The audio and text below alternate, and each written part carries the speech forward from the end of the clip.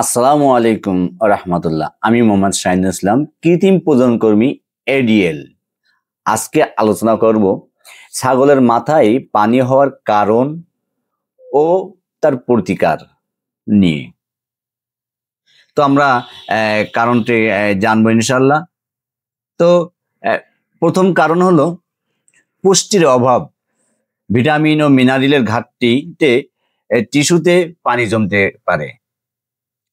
কৃমি ও পরজীবী সংক্রমণ, রক্তশূন্যতা ও শরীরে দুর্বল হয়ে মাথায় পানি জমে। লিভারের সমস্যা, লিভার ঠিকমতো কাজ না করলে পানি জমার প্রবণতা বাড়ে। সংক্রমণ বা আঘাত, মাথায় আঘাত পেলে ফোলাভাব দেখা দেয়। এই ছাগলের মাথায় পানি হলে তার লক্ষণটা কি? মাথা ফুলে যাওয়া, চোখে পানি আসা, খাবারে অনীহা, দাঁড়াতে কষ্ট হয়, এবং কিছু ছাগল দেখা যায় জোরে ডাকাডাকি করে বা এবং ডাকাডাকি করে এবং ঘোরে।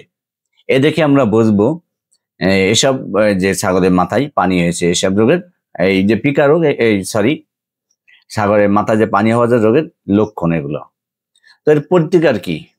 ছাগলের মাথায় যে পানি হয় এর প্রতিকার কি? প্রতিকার নিয়মিত কৃমির ঔষধ আমরা দেব। ভেটেরিনারি ডাক্তারের পরামর্শ অনুযায়ী খাবারে পর্যাপ্ত ভিটামিন ও মিনারেল সাপ্লিমেন্ট যোগ করব। আক্রান্ত ছাগলকে আলাদা রাখবো, ভালো ছাগল থেকে আক্রান্ত ছাগলটা আলাদা রাখবো।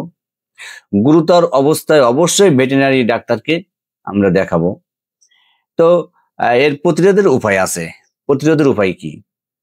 পরিষ্কার পরিচ্ছন্ন পরিবেশ, নিয়মিত টিকা, নিয়মিত কৃমির ঔষধ, সুষম খাবার দিলে এ রোগ অনেকটাই প্রতিরোধ সম্ভব ইনশাআল্লাহ। ছাগলের মাথায় পানি হলে দেরি না করে চিকিৎসা করুন।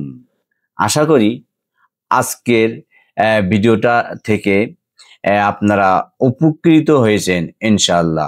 ভিডিওটি ভালো লাগলে লাইক, কমেন্ট, শেয়ার করতে ভুলবেন না। নতুন ভিডিওর জন্য সাবস্ক্রাইব করে পাশে থাকবেন। আসসালামু আলাইকুম ওয়া রাহমাতুল্লাহ।